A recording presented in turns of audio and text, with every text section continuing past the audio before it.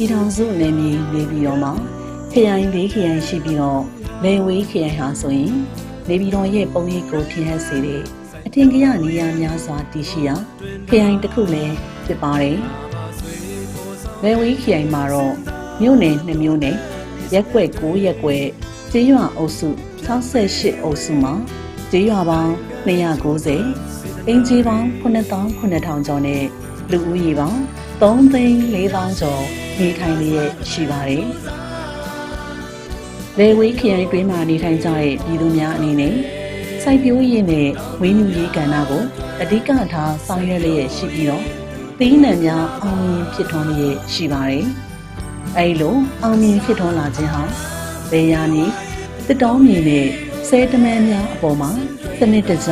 ကိုင်းတွဲအသုံးပြုနိုင်ခြင်းရဲ့ရလဒ်လို့ဆိုရမှာဖြစ်ပါတယ်။အုတ်ချုပ်ရေးမြို့တော်ဖြစ်တဲ့နေပြည်တော်မှာလေဝေးရင်းမနာကက်ကုန်းနဲ့သီရိ၅မြို့နဲ့စတဲ့မြို့ရင်းနဲ့ပေါင်းဆက်ဖွဲ့စည်းထားပါတယ်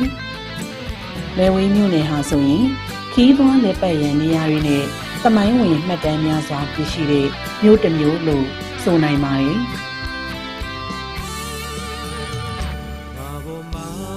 လေဝေးမြို့နယ်အနေနဲ့တောင်သူများရဲ့လူမှုစီးပွားဘဝဖွံ့ဖြိုးတိုးတက်မှုကို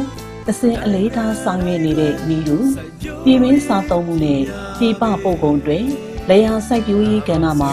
2သီးဆိုင်မှ3သီးဆိုင်အဖြစ်မြင့်တင်ဆောင်ရွက်ခြင်းဖြင့်ဝင်းမြူရေးကဏ္ဍမှာလည်းအောင်မြင်ဖြစ်ထွန်းစေဖို့ဆောင်ရွက်နေတဲ့မြို့နယ်တစ်ခုဖြစ်ပါတယ်။နိုင်ငံတော်မှတည်ဆောက်ပေးထားတဲ့ဆယ်မြောင်းတာတမန်များကိုလည်းအကျိုးရှိစွာအသက်သွေးကြောသဖွယ်အသုံးပြုလျက်ရှိပါတယ်။လေဝေးမြို့နယ်မှာဆယ်ကံပေါင်း73ခုနဲ့ဆယ်ရေတောက်သီးနှံများကိုစဉ်ဆက်မပြတ်စိုက်ပျိုးထုတ်လုပ်လျက်ရှိပြီးအဓိကကျတဲ့ဆယ်တွေကတော့ပေါင်လောင်ဆယ်၊ချောင်းမငင်ဆယ်၊ငလိုက်ဆယ်၊မဒန်းဆယ်နဲ့သဲလူဆယ်တို့ဖြစ်ပါတယ်။နိုင်ငံတော်ဝန်မှာစိုက်ပျိုးလျက်ရှိတဲ့သီးနှံ62မျိုးအနက်လေဝေးမြို့နယ်မှာတော့သီးနှံ32မျိုးကိုရာသီအလိုက်စိုက်ပျိုးလျက်ရှိပါတယ်။လေဝေးမြို့နယ်မှာစီတွက်သီးနှံကိုအဓိကစိုက်ပျိုးတဲ့မတော်ပင်ကျေးရွာအုပ်စုဂုံမင်းမြောင်ကျေးရွာမှာတောင်သူများဖြစ်ကြတဲ့ဦးတင်လေး၊ဦးမင်းမင်း၊ဦးအောင်တန်းတို့ရဲ့စောင်းမြေပဲသီးနှံဟာဆိုရင်တေကအထွတ်နှုန်း105တင်းအထိထွက်ရှိအောင်စိုက်ပျိုးနိုင်ခဲ့တဲ့အတွက်အထွတ်နှုန်းအများဆုံးစိုက်ပျိုးထုတ်လုပ်သူတောင်သူများအဖြစ်မှတ်တမ်းတင်နိုင်ခဲ့တာပဲဖြစ်ပါတယ်။နေကြသီးနှံမှာဆိုရင်ပေါင်းလောင်းမြစ်ရဲ့ရှေ့ဘက်ခြမ်းမှာရှိတဲ့ဗရောက်ချောင်အုပ်စု၄ကသိန်းကျေးရွာကိုအခြေပြုပြီးတော့တမြို့နယ်လုံးအနေနဲ့မိုးရာသီမှာ125ဧကဆောင်းရာသီမှာတော့419ဧကတို့ကိုစိုက်ပျိုးနိုင်ခဲ့ပါတယ်။ဆောင်းမမြေပဲနွေမှာနှမ်းဆိုတဲ့အတိုင်းရာသီအလိုက်စိုက်ပျိုးပြီးတော့လေဝေးမြို့နယ်ကိုစားသုံးစီအပြည့်အဝထုတ်လုပ်ရေးစီးထွက်သီးနှံအထူးဆောင်ဖြင့်သတ်မှတ်ဆောင်ရွက်လျက်ရှိပါတယ်။ဒါအပြင်စီးထွက်သီးနှံတစ်မျိုးဖြစ်တဲ့ပဲပုတ်ကိုလည်းလေဝေးမြို့နယ်ပေါင်မြိုင်ကျေးရွာအုပ်စုနဲ့စက်တောင်းတောင်ကျေးရွာအုပ်စုတို့မှာအဓိကစိုက်ပျိုးပြီးတော့ပဲပုတ်အထူးဆောင်အဖြစ်သတ်မှတ်ဆောင်ရွက်လျက်ရှိပါတယ်။စက်မှုကုန်ကျန်းသီးနှံဖြစ်တဲ့ချက်ကြံသီးနှံဟာဝင်ငွေမြင့်မားတဲ့သီးနှံတစ်ခုဖြစ်ပြီးအခုနှစ်မှာတော့6,329ဧကအထိစိုက်ပျိုးနိုင်ခဲ့ပါတယ်။ပင်တောင်အုပ်စု၊ရေကားအုပ်စု၊ပေလာအုပ်စုနဲ့ရုံးပင်အုပ်စုတို့မှာအစေးတို့ပြောင်းကိုစိုက်ပျိုးလျက်ရှိပြီးတော့ပြောင်ကောင်းချင်းကျေးရွာအုပ်စုပန်းတင်ရွာမှာတော့ချက်ကြံသီးနှံကိုအဓိကစိုက်ပျိုးလျက်ရှိပါတယ်။စိုက်ပျိုးရေးစံပြကျေးရွာဖြစ်ရွေးချယ်ထားတဲ့လေဝေးမြို့နယ်သစ်စိတ်မင်းကျေးရွာဟာချောင်းမငယ်ဆယ်ရီတောင်ဧရိယာမှာပါဝင်ပြီးတော့နှစ်စဉ်မိုးစပါးကိုအဓိကစိုက်ပျိုးပြီးဆောင်းရာသီမှာမှတ်ပဲနဲ့နွေရာသီမှာတော့နွေစပါးနဲ့နွေနှမ်းကိုစိုက်ပျိုးလျက်ရှိပါတယ်။လေဝေးဒေသကထွက်ရှိတဲ့နှံကောက်ဆန်ကိုတော့ဥရောပနိုင်ငံများဖြစ်တဲ့ပိုလန်နိုင်ငံနဲ့ချက်သမရနိုင်ငံတို့ကိုနှစ်စဉ်တင်ပို့လျက်ရှိပါတယ်။ပိုလန်နိုင်ငံကိုတနည်းလျင်စံတန်ချိန်6000ကျော်တင်ပို့နိုင်ပြီးတော့ချက်သမရနိုင်ငံကိုတော့ စံတန်ချိန်2000ကျော်တို့ကိုမြန်မာနိုင်ငံစံစပါးအသင်းချုပ်ကတဆင့်တင်ပို့လျက်ရှိပါတယ်။ဒါအပြင်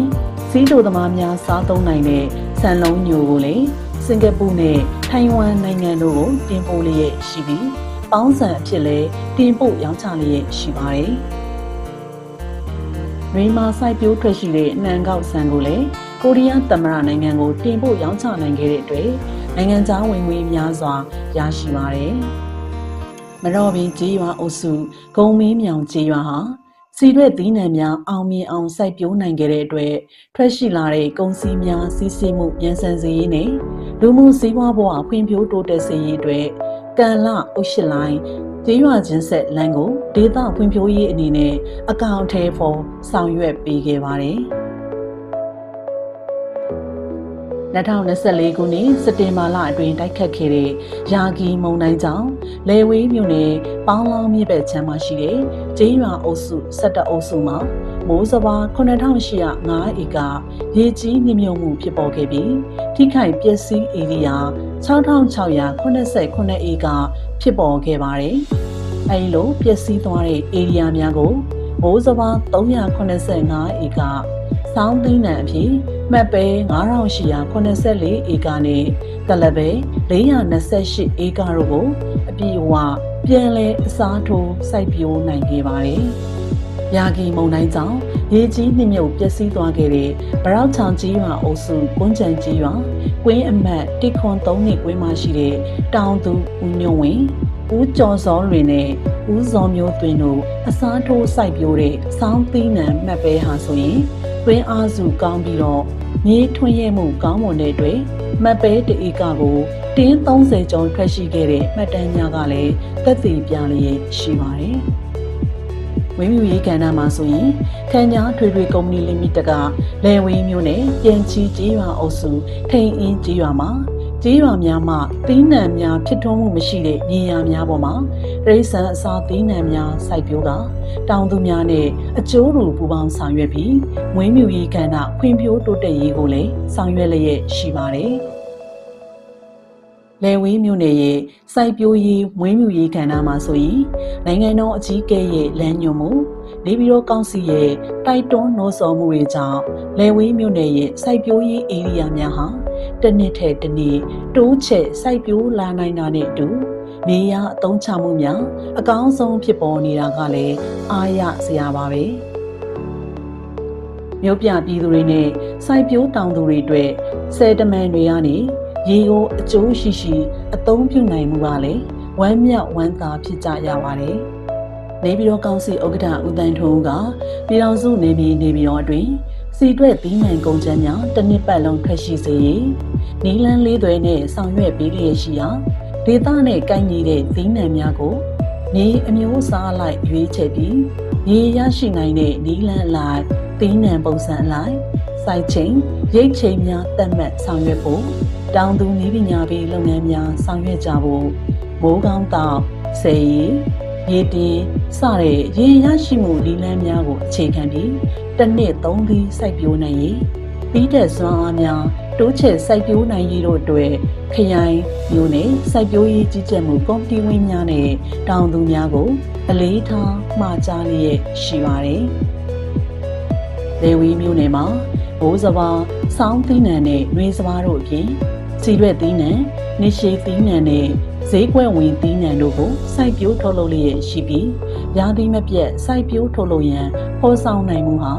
လေဝီခရိုင်လေဝီမြို့နယ်ရဲ့လူမှုစီးပွားဘဝဖွံ့ဖြိုးတိုးတက်မှုကိုမြင့်တင်နိုင်ခဲ့ခြင်းပဲဖြစ်ပါတယ်။သဘာဝပတ်ဝန်းကျင်ကောင်းများဝန်းရံနေတဲ့ပြည်ထောင်စုနယ်မြေနေပြည်တော်လေဝီမြို့နယ်ဟာ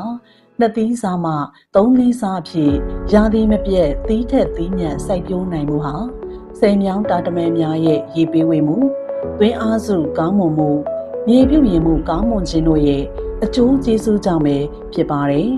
။စိုက်ပျိုးစွမ်းအားပြည်ထွန်းကားဆိုတဲ့အစိမ်းရောင်စီးပွားရေးဖွံ့ဖြိုးမှုရဲ့လေးရောင်ကြီးများရှက်တန်းလာခြင်းလို့ဆိုရမှာဖြစ်ပါတယ်။နိုင်ငံတော်အတွက်အရေးပါတဲ့စိုက်ပျိုးရေးကဏ္ဍမှာ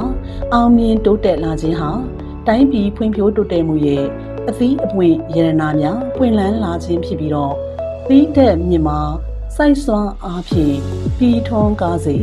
လေဝီမီရဲ့ဂုံယူပွဲစွမ်းဆောင်ရည်များပင်ဖြစ်ပါကြောင်းတင်ပြလိုက်ရပါတယ်ရှင်။